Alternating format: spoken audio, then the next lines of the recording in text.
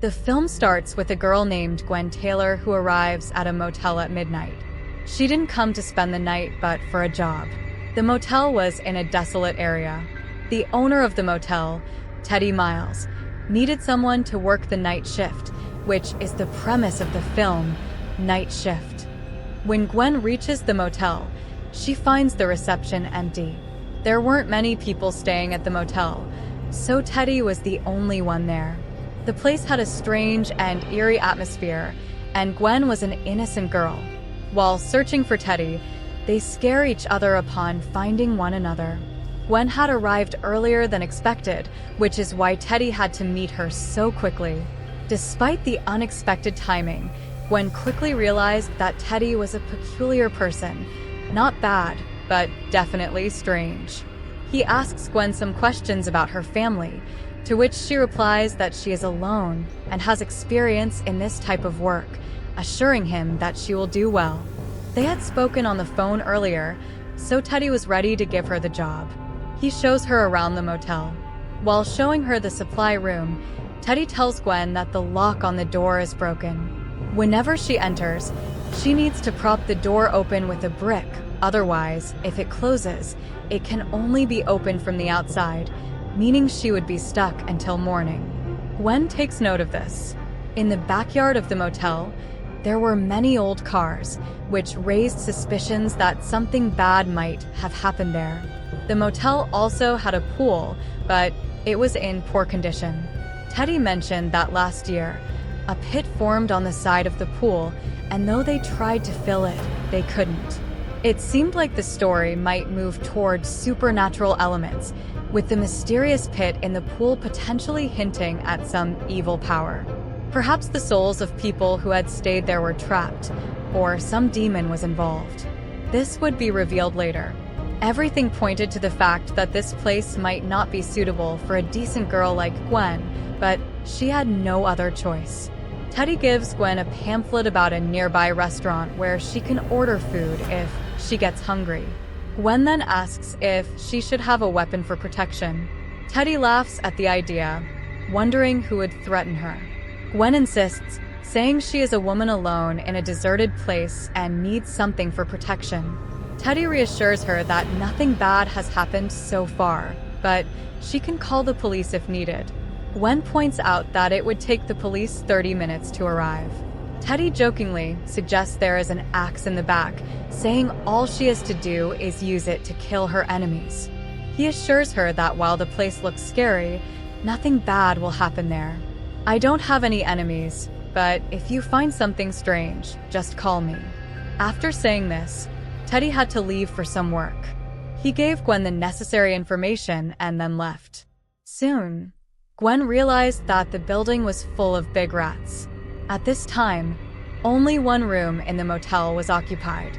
Gwen went to room 6 and knocked on the door to let the occupant know she was available if they needed anything.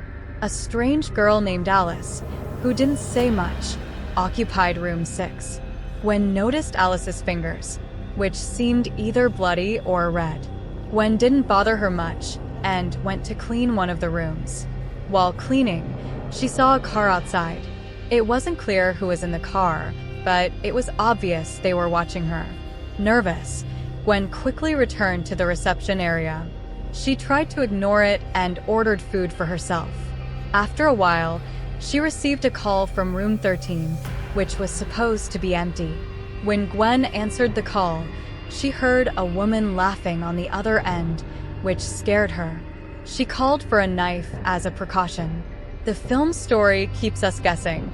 Is it a horror movie with supernatural events, or a slasher where the person in the car is a serial killer? That night, Gwen goes to room 13, feeling scared. Though the room was empty, she sensed a heavy presence and saw a shadow behind her. Just as she was about to check the phone, she received a call from the front desk. She then saw the ghost of a woman behind her, which terrified her, and she immediately left the room. Alice saw Gwen and asked if she was okay, but Gwen couldn't explain what she had seen. It becomes clear that Alice was a girl who had run away from home. The red on her fingers was hair dye, not blood, and her hair dryer had broken. Alice wanted to tell Gwen about this. Gwen took Alice to the supply room to give her a new dryer, but forgot to prop the door open with a brick. Suddenly, the door locked, trapping both girls inside. Alice got very angry because her cell phone was in her room, and Teddy wouldn't return until morning, meaning they would be stuck there all night. Suddenly, the light went out, causing Alice to scream since she was afraid of the dark. Their fear increased when they saw many rats around. They remembered seeing someone outside. It was the food delivery man Gwen had ordered from. He arrived just in time and opened the door, allowing both girls to escape. They then had dinner together, and Alice told Gwen about herself, including a fight with her mother and running away from home. Hearing this, Gwen advised Alice that she should consider going back, despite her mother's anger. No matter how upset her mother might be, she would be worried about Alice and likely searching for her. It would have no effect on Alice, but it was worth considering. When Gwen went out to get a drink, she saw the car again. Her initial suspicion had been confirmed. Now she was sure someone was watching her, and her previous experiences made her fears more valid. When she returned to the room, she even dropped the buttons she was holding. Alice offered to help, but Gwen was so upset that she snapped at Alice. Understanding Gwen's distress, Alice kept quiet and went back to her room. Later, a wealthy man and his girlfriend arrived, wanting to rent a room for just 1 hour. They were rude and insulted Gwen. Gwen insisted they pay for the whole night, which angered the man. After throwing money in Gwen's face, he took the room. It was clear that they weren't there to sleep, and Gwen went to check on them to confirm her suspicion. Inside the room, the couple was busy with their desires. The woman thought she heard something outside. Since Gwen had been awake since midnight, she decided to investigate but didn't find anything. She noticed a gun hidden behind their car but didn't see anything else. As she approached the pool, she felt something moving in it. The railing was weak, and she fell into the pool. A strange woman, or possibly a statue, emerged from the pit and began moving toward Gwen. Terrified, Gwen screamed in fear. Alice heard Gwen's screams and immediately came to help her. Gwen got out of the pool, and this time she didn't want to seem crazy, so she didn't tell Alice the truth about what she had seen in the pool. However, once they were back in the room, Alice asked, "Did you see something? Tell me what it was, do you know?" Upon learning that this place might be haunted, Gwen was surprised because she hadn't known about this before. Alice explained that she had heard stories about the place, which is why she had come. Gwen was upset that Teddy had hidden this information from her. Now, they were about to find out if the place was truly haunted. Meanwhile, the wealthy couple left, and Gwen confided in Alice, saying, "Since I arrived here, I feel like someone is following me. I saw a car pass by twice, and I suspect it's following me."